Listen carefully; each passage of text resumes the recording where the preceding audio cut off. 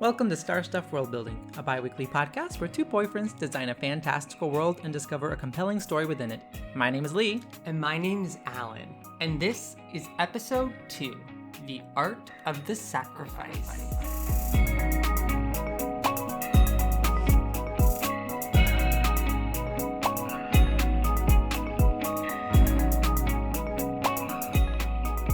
Hey yo, Seuss! Hi, friends. This is episode 2 of StarStuff Worldbuilding. If you guys haven't listened to...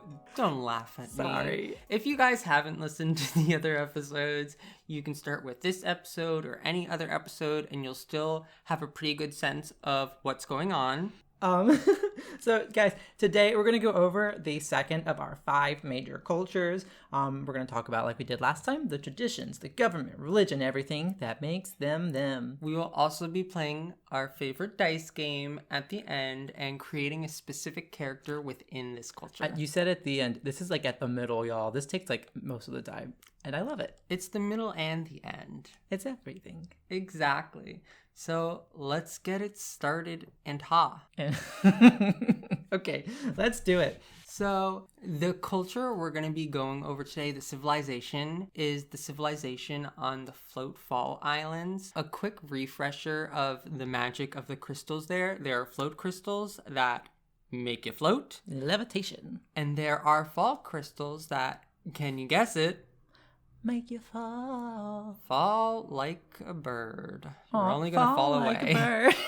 Exactly. And so the landscape of these islands, this is like the smallest area of any of the civilizations. Mm-hmm. It's like a circular spiral of archipelagos, yeah. And they're all pretty barren. And the largest of these islands is at the end, and it's kind of sunken down. It's closer to that warmth of the earth. It's even less habitable than the rest.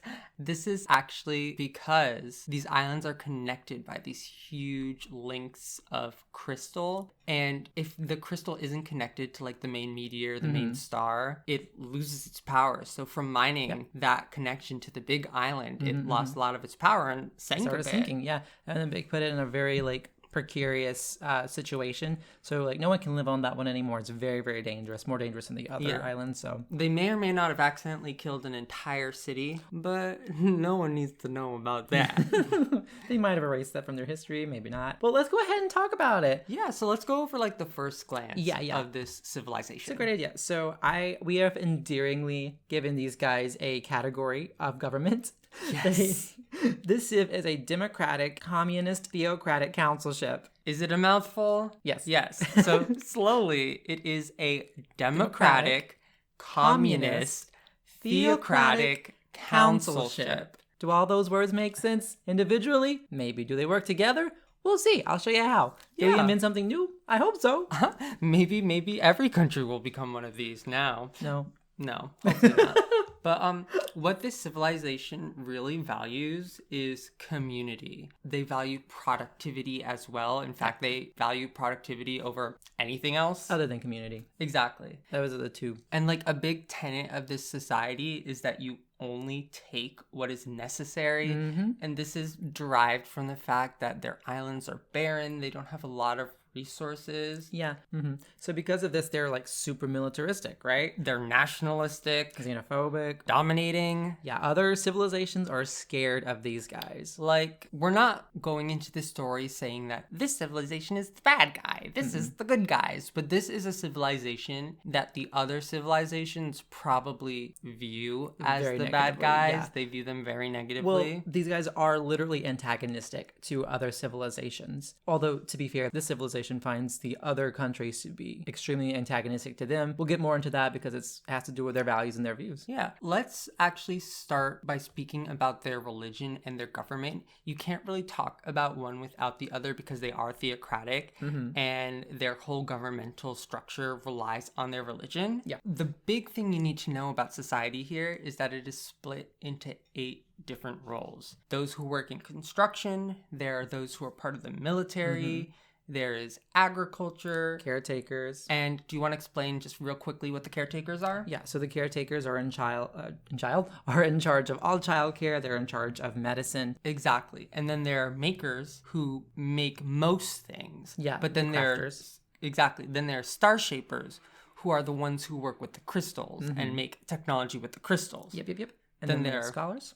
Scholars. And then miners, which they work a lot with the sunken part of the island. It's not ideal conditions. Yeah, remember how we said that that's a very dangerous area? So the other ones are considered they're very valuable. Everyone considers themselves pretty much equal kind of ish. We'll get into that a little bit too. Yeah. But the miners are not on the same level. There is a council, and this council like oversees the government. They make the big decisions. Well, they are the government. Exactly. And there's one council member from each role/section of society, and they're democratically elected based on the value and being considered the best at it. Yep. And being the best to represent the interests of that domain, that role. Yeah. So like kind of think of it kind of like a union, I guess.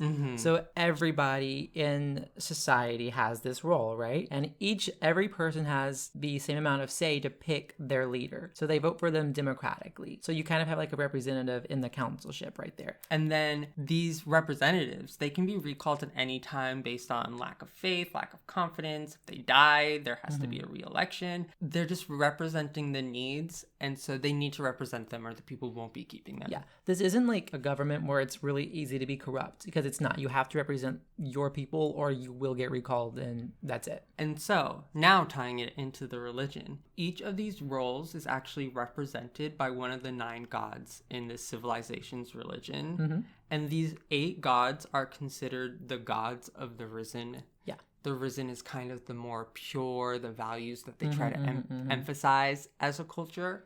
But there is a 9th god. Yeah, the god of the fallen. So the god of the fallen basically represents everything they're against as a society, which is selfishness, not adding value, incompetence. Incompetence is actually considered a crime in this society. There's a difference between incompetence and not knowing something. What's that word? I don't know.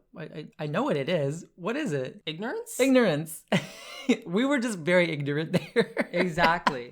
If you're ignorant, you're not considered incompetence, but it is considered incompetence on the side of the person who should have taught you that. So if there's a mistake made, there's always someone at fault in this society. And a really huge part of this religion is sacrifice. So when you're no longer able to contribute to the greater good of this community, then your time is done. You're done, and you're to be sacrificed. And if you've fulfilled your work, if you've had like a good long life of helping the whole community, you get what is considered an honorable sacrifice to the gods of the risen, usually the god you would have been working for. Yes. And you are given a float stone and you float away. Maybe you land back down. Maybe you just go to space. Who knows? These float stones are crazy. But any other crime, then you are sacrificed to the god of the fallen. And these are brutal. Exactly. And theatrical. Because a big part of like the art in this culture is the sacrifice. That's why we called it the art of the sacrifice. But every crime in this culture has the same punishment, which is being sacrificed to the god of the fallen. Yeah. Like, it's like kind of like repenting for his influence on the society. And based on how, quotation marks, bad your crime is, depends on how brutal your sacrifice is. Yeah, but at the same time, all crimes are equal. You don't commit a crime and go to prison. Exactly. There's no prison, because that for them is considered like a waste of resources, because you're not contributing to their, quotation marks, greater good, quotation marks. It's kind of like liberating, because there aren't like very obvious rules other than like the main one, which is just contribute, but don't be selfish. Like, yeah, exactly. Add value. If you're not doing those things, then off with your head. Off with your heads. Sacrifice time. We should point out that we are calling them the gods of the risen and the god of the fallen. These are not actually equated to the crystals. It's equated to the island itself. Exactly. It's not like they don't, if you listen to our Hush episode, they do not mess around with hush crystals. This culture isn't against the fall crystals. They just see float and fall in terms of their islands, whether Yeah. they're in the air or down. So this one, like we mentioned, like the hum and hush crystals with that culture was actually very religious. These crystals are agnostic with this one. That's a Yes. technology. It's not part of the exactly. religion. It's these crystals are science to them. It's not religion. Yeah. It's not magic to them. It's just part of science. This is a culture that values science and progress, I would say. Yeah. Innovation for sure. Yeah. But again, talking about sacrifices, let's keep going into the brutal. Oh, yes. Let's talk about Do you want to military. talk about military and foreign affairs? Foreign affairs. Let's do it. Just so you know, this civilization has the most populous city and the most populous people. Yeah, they are the biggest civilization in terms of people. Mm-hmm. But then on the other end, they're the smallest in amount of land they have. Yeah. Not just livable land, considering most of theirs isn't, just land in general. Yeah. They do not have a lot. They do not have a lot of access to resources. Nope. Very few trees, very few like resources to mine, very few like there's like no farmable land basically. And so with that, of course, when they go to war, they're going to war because they're fighting for resources that they need. Mm-hmm. And they kind of have this moralistic view of this enemies as them being wrong. They're overindulging. Like they don't like societies where there are upper class people who have a lot and are extravagant because that is selfishness to They them. view all of, not everyone, but I think they view most of the other civilizations as kind of, what's the word? Blasphemous. Well, they're praising the god of the fallen. Like they believe that they're all his tenants, kind of. Yes. So then when they sacrifice someone in war, and of course they don't take a prisoner and just keep them, letting them be in a cell. They sacrifice their prisoners to the god of the fallen. And it's probably a pretty immediate sacrifice so that they're not using resources on them. I actually think that they would bring them back because it's theatrical. That's true. You're right. And I also think that that they would not like kill them on the spot, that they would take as many prisoners as they could, and that's part of war. So they would take as many prisoners as they could and then use them for a theatrical event later. That really makes sense. I like that. Well, I don't like that because war is bad, but I like that. Although we are not, normally we're not casting any judgment on our civilizations. This one's a little bit different. I do want to say that we do not agree with these. I still think we can't judge them. We're #neutral Nathans. I'm not neutral about anything. Okay. But we are not judging them through our lens. Exactly, because this is a different society, and you have to kind of come at this with like a cultural humility, like not judging them against what is normative in our society. Yeah. But that's a big discussion for another podcast, another episode. But back to them, they're not very diplomatic. No. And I would say that their biggest rival militarily is the cast cloak civilization. Yeah, because they're definitely the biggest landmass, I think. And with that, they probably have a pretty strong military presence. Yeah, as well. and we know, well, you guys don't know, but we know they're going to be probably the most scientific, the cast cloak are. So they're probably going to have butt heads a lot. Probably also with the push-pull as well. So we'll get into that. I'm really excited about that. But that's a ways away. Yeah. So let's so like I said, their belief system with like the military is very ingrained with their religion, and it's brought into them with their education. So I think this is a good place to talk a little bit about the caretaking. Yeah, because the caretakers caretake the education as well. So in this society, public education is a thing. Everyone has education and they study like general academia until they're about 14. This is culture, reading, writing, athletics, arts, religion, all the basic stuff. Up until then, they're just doing all of these things, getting treated by the caretakers. But at 14, they meet with the council members, the eight council members, and the council decides whether they will offer each individual an invitation to their role. It's very style. The Voice. Yeah. Yes. It's like Kelly Clarkson and Ariana Grande and Adam Nick Levine Jonas. You have to see if they'll turn around their chair to bring you into their role. And everyone actually gets an offer because mining isn't very popular because you're in the harsher conditions. So they basically extend it to everyone, but they still probably aren't the group with the most people. Yeah. Because I'm sure the military recruits a lot. Caretakering I think, is important. there's a possibility that the miners do take a lot of people, but they're also dying a lot because of those conditions. That's fair. So that's something we can think about. It is kind of like a rivalry between the council members, because whoever has the most people in their role has the most power on the council. Because it's like a representative Democracies, electoral college. It's more like, I think, like a parliamentary system kind of in a way, but like they just kind of chop off the prime minister portion. Like it's just the seats. So that's how the council works. It's pretty cool. Oh, and so then the kids who are taken care of by the caretakers, they live in a communal living style. So when someone has a kid, you don't have any claim to your kid. There's no concept of being someone's mother or someone's father. Right. Yeah, so that's true, but pregnant women are still revered. Yes. Like they're very important in society because they're doing the work of two people. Exactly. They're doing their work and the work of someone in them. So like if you're pregnant, you're still doing your job for as long as you can. But when your pregnancy gets to the point, like if you're a construction worker and you get pregnant, when you get to the point that you can't do your work because you're pregnant, that's not seen as incompetence. Yeah. Although we should say just because you are in construction doesn't mean that you are literally building. That's because true. You could be like an architect possibly, kind of. That's fair.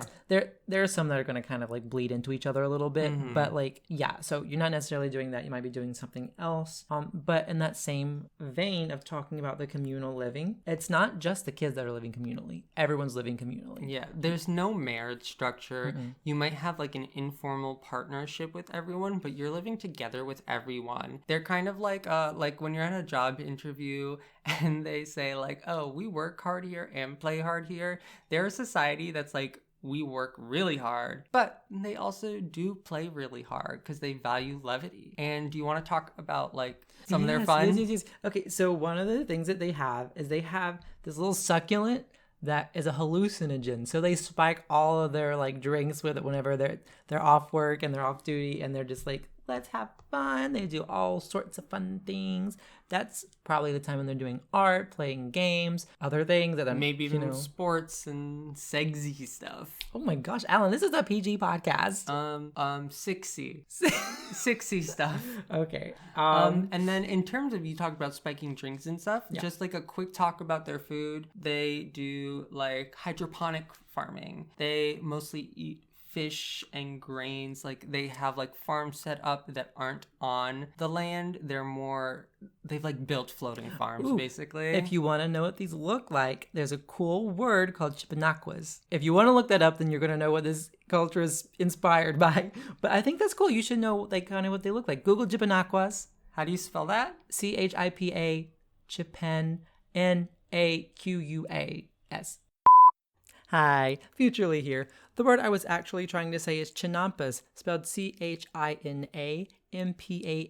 I'm a dummy. Please continue.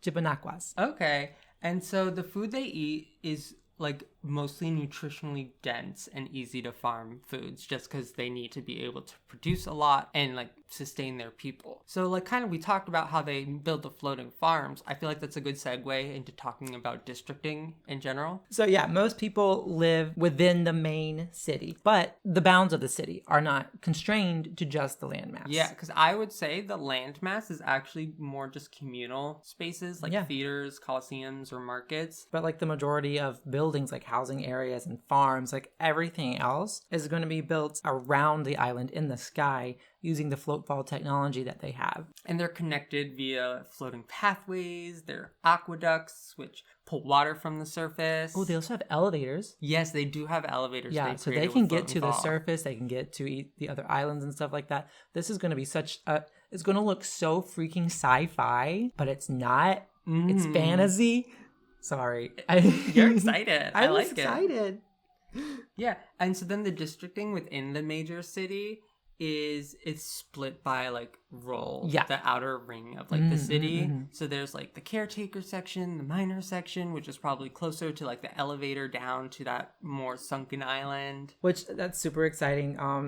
There are still cities outside of the main city, but almost everyone lives in the main city. Exactly. So there are a few areas outside of that, but it's like very small, kind of less structured communities. They might have people from the main city go there to collect what few resources are there. It just kind of depends. Not a lot of people will be living in those areas though.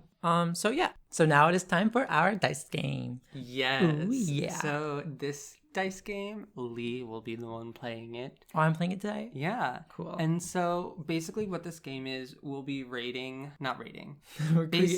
creating a character. Yeah. Basically, this game will be creating a character. We're going to be rolling, or Lee will be rolling 3 dice, and there's a 6-sided dice, which talks about how much influence this character has in the society. Yep. There's a 4-sided dice to talk about if this character follows or their role with societal norms. And then there's a 10-sided dice to talk about their profession in society. So let me just give this to you. Okay, ready to hear the roll? Yeah. Okay, so can you tell me what the 6-sided dice is? It is a 3. So they have a mid to slight level of influence in the society. More than less? More than less, but not a lot. Okay. And what is the 4-sided dice? The 4-sided is a 4. Oh, so this person makes new norms and destroys old ones. It's gonna be weird in this society. Okay. Yeah. Okay. And then what is their profession? It's an 8. So they are a minor. Okay. Cool. Okay, so they have a moderate level of influence. They destroy their old norms and like make new ones, and they are a minor. Okay, the minor part at least fits in. That actually I feel like really That's fits. perfect. That's perfect. So, this is a rebel. Basically, this is a full-on rebel. So this is someone who maybe during their like adolescence they decided like, I don't want to be a part of this structure. I'm going to try to leave. I don't like it here. And then so maybe decided to kind of no one would ever choose to be part of the minors if they were given a choice between like the minors and like the caretakers or any of the other council members, right? What if they chose? They were the only person in their history that has chosen to be part of the minors while getting an offer something else. Maybe I like that better. What if instead they're actually really smart, they're really good at things, and they got offers from everyone, but they chose the minors because they don't like how they were treated or something like that. And they're like, let's better working conditions. I mean, I don't know. That's not as rebellious and fun. Yeah. But I like that idea too. What do you think? If this is a really smart person, I could see this person possibly even rise up to the rank of being the minors council person. Maybe that's who this is. This is a council member.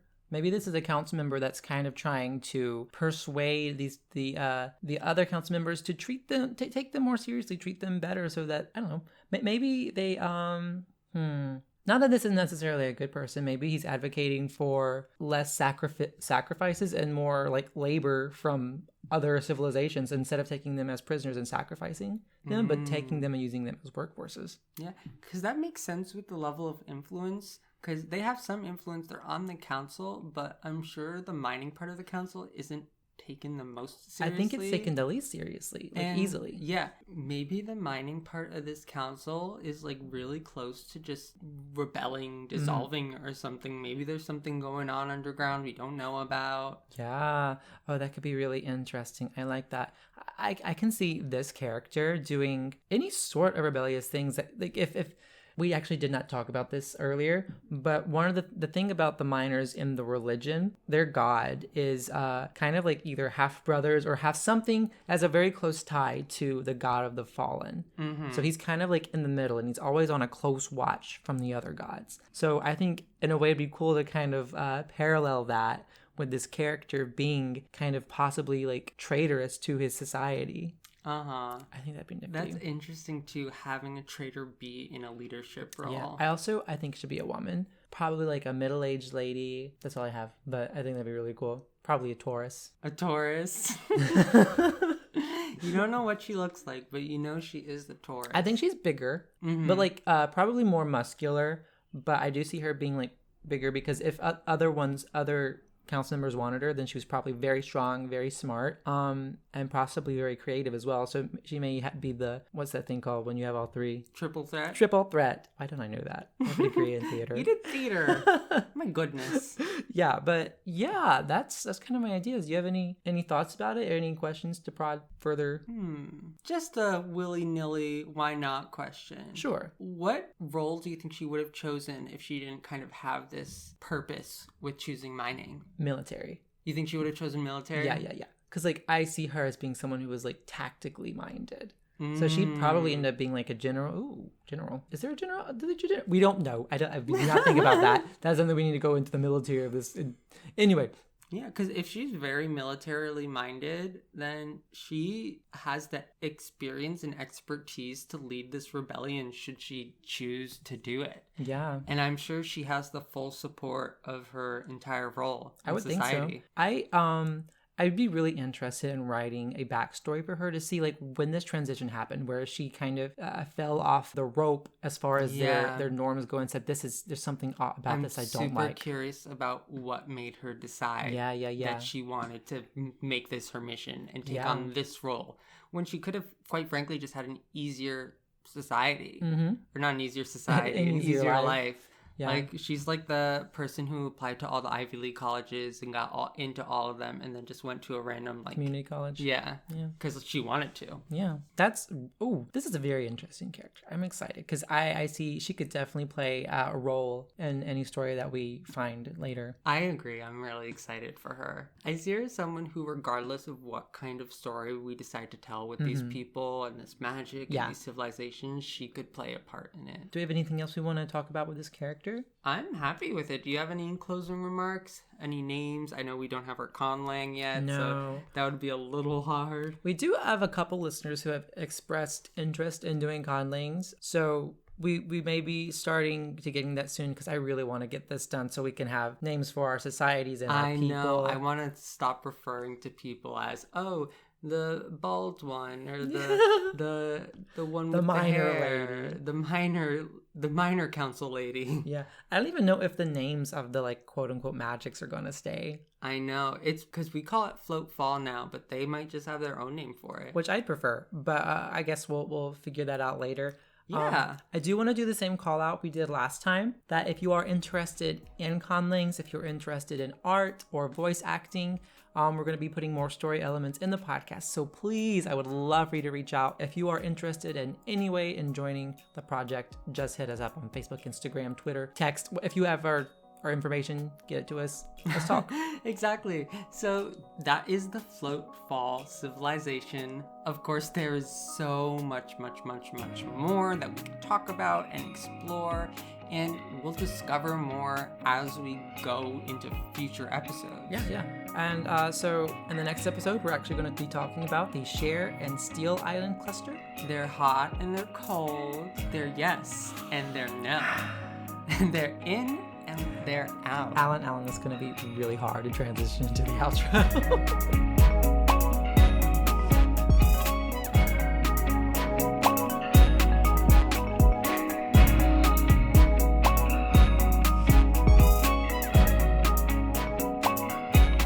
Thank you for joining us for this episode of StarStuff Worldbuilding. Tell us your thoughts on this episode or send in a suggestion for the world. You can find us on Twitter and Instagram at StarStuffCast or email us at starstuffworldbuilding@gmail.com. Please consider supporting our project by leaving a review or becoming a member on Patreon, where you will gain access to a number of member perks such as joining our Discord and other exclusive content. Special thanks to my brother Tyler, who composed our theme music. Our next episode will air in 2 weeks, so until then, friends, shoot for the stars and show the world your magic. Bye!